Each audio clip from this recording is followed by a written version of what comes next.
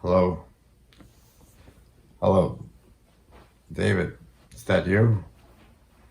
Yes, I must have dozed off. I was sleeping on my earbud. Yes, the one connected to the phone. Yes. Can you hear me? I can hear you. Yes. Let me wake up. Yes. How are you, David? Yes, you heard right. I'm in bed.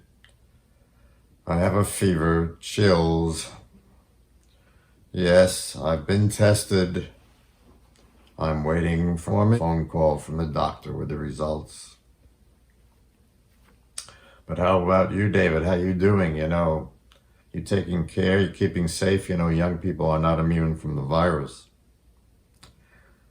Yes, I know old people like myself could die from the virus. Do you have any more good news for me? No, I know you didn't mean it that way. I was just pulling your leg. Yes, David. Yes, I know. When I think about it, so many people are dead from this virus. So many Americans. My God, 170,000 Americans dead from the virus. No, of course I'm angry. It didn't have to happen this way. Do you know how many deaths we're talking about? And, you know, you think about these people and their families. My God, my heart goes out to these people. 170,000 people dead from the virus in the United States of America? It didn't have to happen. No, that's a lot of deaths, David. It's not just a number. Did you see pictures of their coffins? My God, if you line those coffins up end to end, you'd have over 200 miles of coffins of people who died. I know, I'm angry, yes. I don't think it should be this bad. Why? Well, Donald Trump, he said he told us he would make America great. So he made America the greatest. America has the greatest number of cases of the virus and deaths from the virus than any other country in the whole wide world. So we made America the greatest. How did we elected him president? Well, how he got so many votes? He uses a few techniques over and over again that are old techniques, but he uses them well, what are they? Well, there's one called the big lie. That's his main technique, the big lie. A German politician wrote about it, the big lie. Yes, that politician. The way it works is most people don't tell big lies. Most people sometimes may tell a small lie, but they never would dare to tell a big lie, and not in public and not on television. But Donald Trump dares to tell big lies on television, in public, at rallies, and the people think to themselves, well, he couldn't say it if it weren't true. But of course he can, and he does, and they believe it. And he has some very tricky big lies, Yes, like fake news. The traditionally reliable newspapers and television stations that strive to tell the truth, he just calls that fake news. And if he gets in trouble with some of his lies, he just lies about the lies. And Trump is known about the big lie technique long before he ran for president. I once saw Billy Bush on television talking about how when he was a reporter for Access Hollywood, he used to report on ratings of TV shows, and Donald Trump asked him to say that his TV program, The Apprentice, was number one when it was number 30.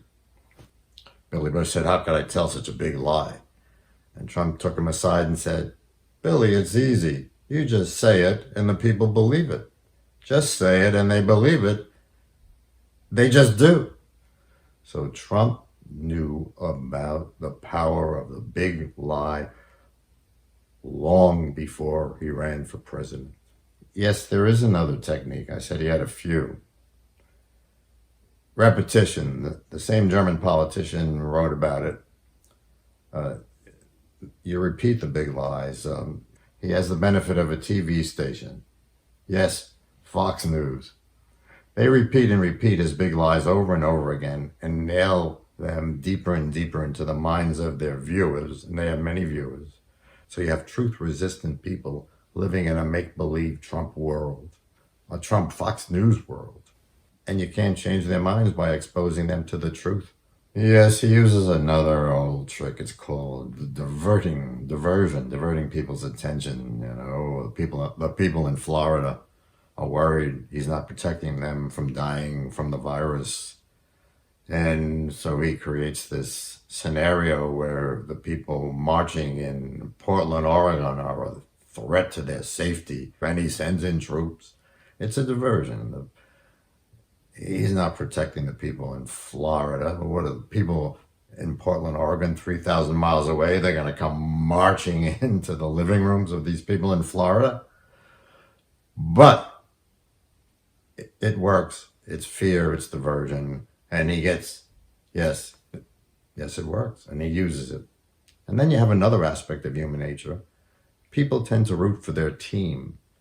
Like we go to football games and root for our team, and if the referee makes a mistake in our favor, our team's favor, the fans for our team, they don't boo the referee, they take the benefit of the mistake.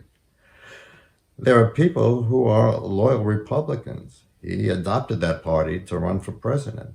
Out of their loyalty to their party, they'll back Trump even though they know that what he's doing is bad. They'll set it aside, they'll make the same excuses. They'll say he's doing right for the party, but he's doing bad for the country. You know, he uses so many big lies, but today and throughout his presidency, but the ones that get to me, that still stick in my craw, the ones he told to get elected. You know, when he was running for president, he told a couple of big lies that really still bother me. The one that really bothers me the most is the one about jobs. He pretends to be a friend of the working people. He doesn't care about them. He lied when he was running for president, saying he would protect the American worker by keeping foreigners from coming across the borders to take away American jobs. At the same time he was saying that, he was actually importing foreigners to take jobs in his businesses. Yes, he was using a legal loophole. Yes, you can see the documents. They're government documents. So he was actually importing foreign workers to work in his businesses instead of hiring Americans. You know, I remember when he built his home in New York City, Trump Towers, there was a case. He hired hundreds of foreign workers to replace American workers on the job. And these workers were undocumented workers. He paid them so little that it caught a lawyer's attention who brought a federal case.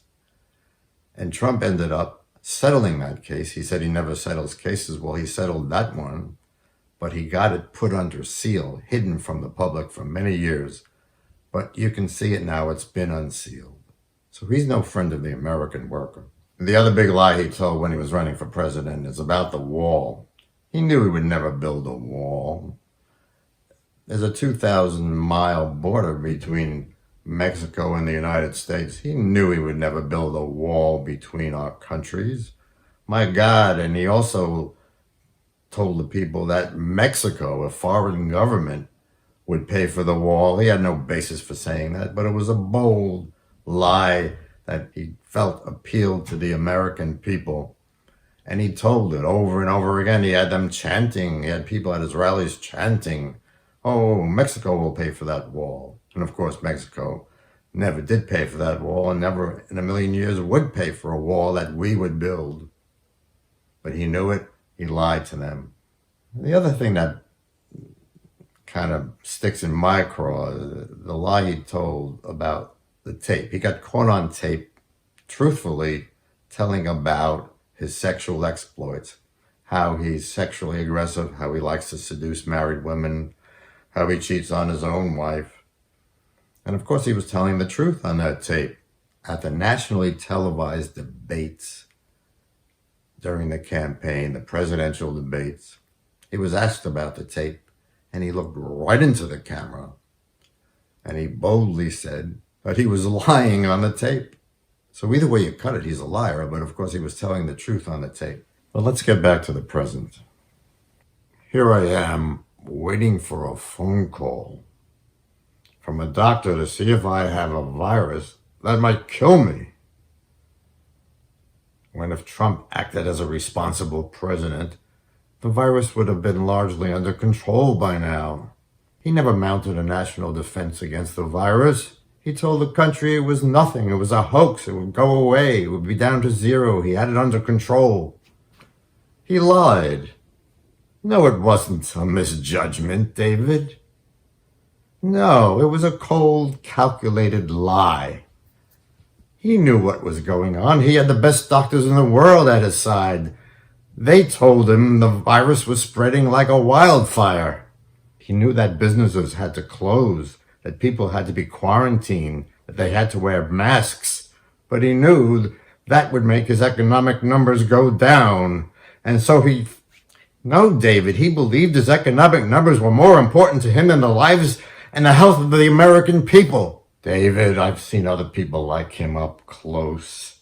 You know, he's a con man from my hometown. He and these other people, they have no genuine feelings for other human beings like we do, like normal people do. To him, other human beings are like toys, are objects to manipulate. That's his worst quality, David. That's why he didn't mount a national defense.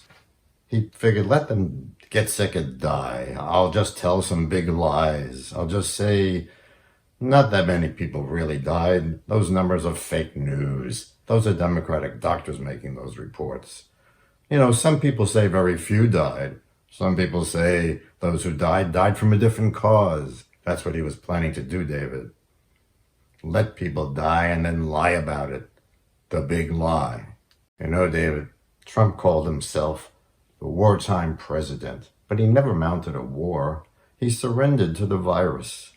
You know, if a general in a war, when his troops were about to be attacked by an enemy, told his troops, hey, relax, it's nothing, the enemy will go away, it's just a few soldiers, nothing to worry about.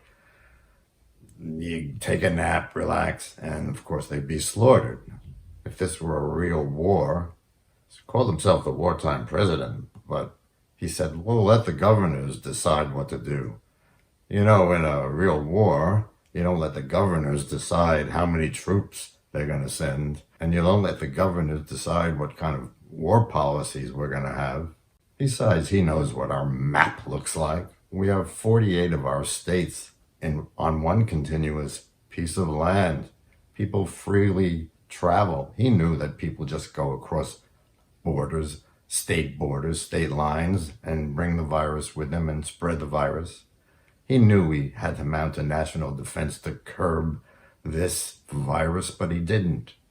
He purposely didn't do it. Yes, an election is coming up, and I know Biden is leading in some polls, but I wouldn't underestimate the supporters that Trump has. You know, Fox News has the biggest audience of any TV station in all of television. Biden versus Trump, it's like Biden the Boy Scout versus the evil king. And the evil king still has the owners of Fox News in his court.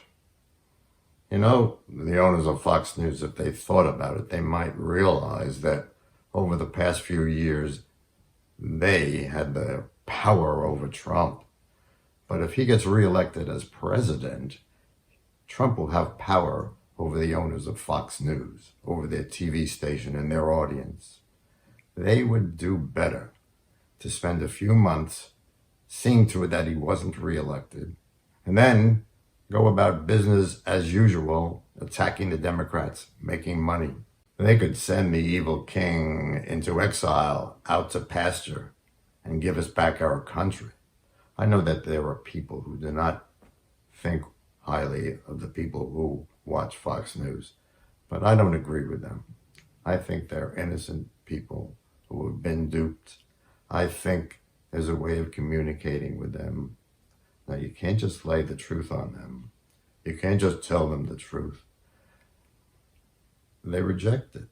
The more accurate the criticism of Trump, the more angrier they become, the more defensive they become. No, there's another way to talk to them and to deal with them. And I have a few ideas of how to do it. Wait, hold it. I'm getting a phone call. It's from the doctor. David, I have to go. What's going on back there? Hey, you little devil, what are you doing back there? You have a hidden camera? Come on, shut that off. Take that out of here. That's not right. Come on. Honey, stop it. Shut it off. Yes, doctor, it's me. Yes. Okay, doctor, listen. Yes, doctor, it's me. All right. Give it to me easy.